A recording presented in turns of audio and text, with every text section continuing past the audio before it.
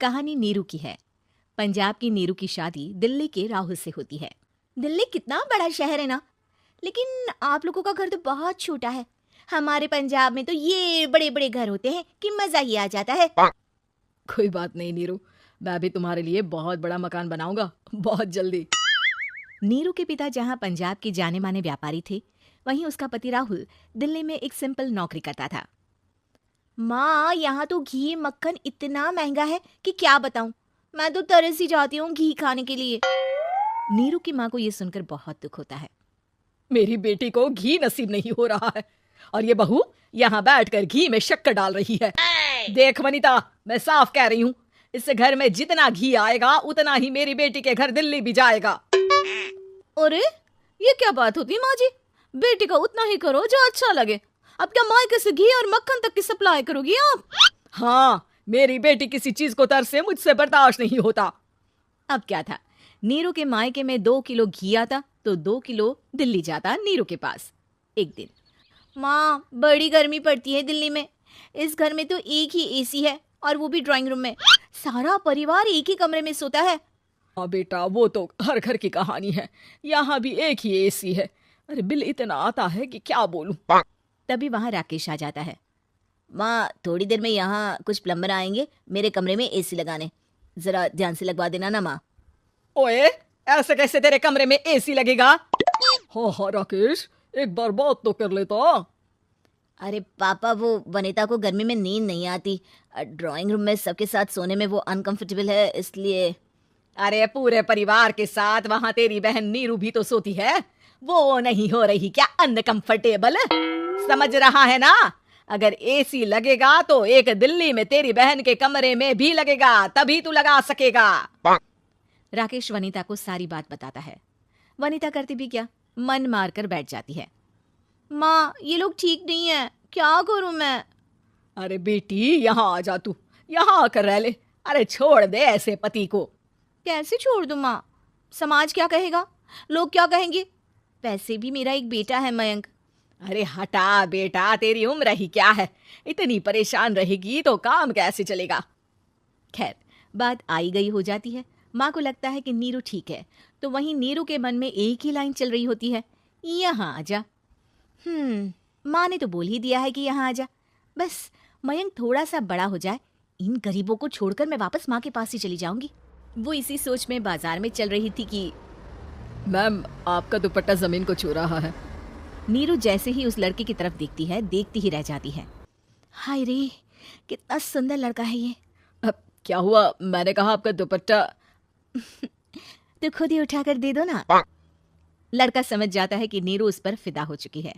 वो उससे उसका नंबर लेकर चला जाता है। अब क्या था, नीरू और रोहित में लगातार बातें होने लगती है। मैं हरियाणा का रहने वाला हूँ, यहाँ एक बड़ी कंपनी का मैनेजर हूँ।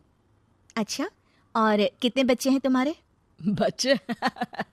अरे मेरी तो शादी भी नहीं हुई है। तुम बताओ, शादी करोगी? नीरू शर्मा जाती है। अब लेकिन मैं तो पहले से ही शादीशुदा हूँ। मुझे फर्क नहीं पड़ता, बस तुम शादी कर लो, भाग चलते हैं। बहुत पैसे वाला हूँ मैं, हमेशा खुश रखूंगा तुम्हें। नीरू रोहित से मिलकर सारा प्लान बना लेती है और फिर एक दिन घर से भाग जाती है। दोनों शादी कर लेते हैं। शादी के बाद, क्या बात है नीरू, तुम्हें परेशान सा देखता हूँ, सब ठीक तो है ना? हाँ हाँ, सब ठीक है।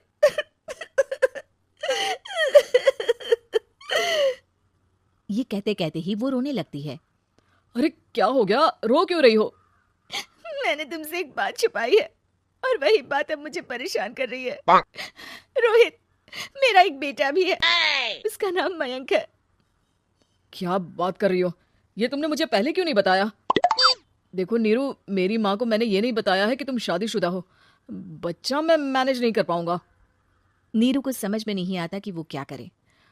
तुम उस बच्चे को अपनी माँ को क्यों नहीं दे देती? नीरू चुपके से माँ को फोन करती है। माँ, क्या मयंक को तुम रख सकती हो?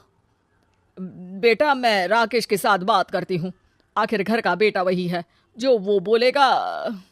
वैसे भी बेटा, तूने जो किया है ना, उसके बाद से पूरा घर तेरी बुराई कर रहा है। मैं भी अब किसी से तेरे लिए लड़ नहीं सकती।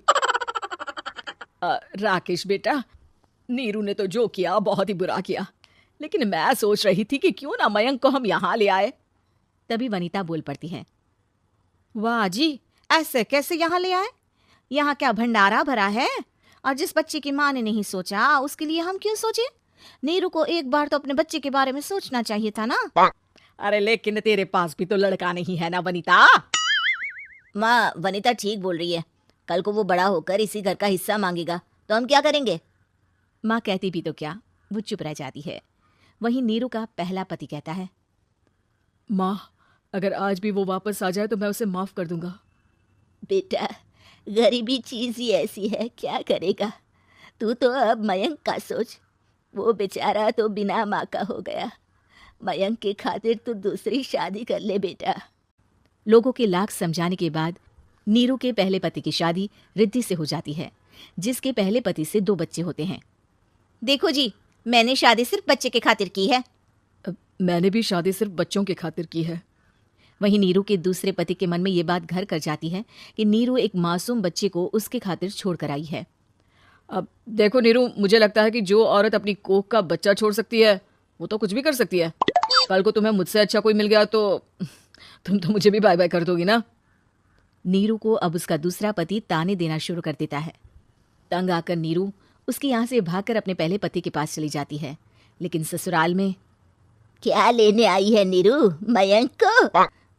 नहीं नहीं सासू माँ, मुझसे गलती हो गई, मुझे माफ कर दीजिए। नीरू, अब वक्त खत्म हो गया है, मेरी शादी हो चुकी है। तो छोड़ दो ना उसे, हमारा बच्चा है। मैं आपको अपनी माँ नहीं मानता, मेरी नहीं मान तो बात अच्छी है। नीरू मयंक की बात सुनकर समझ जाती है कि उसके पास अब ना आसमान रहा ना ही जमीन।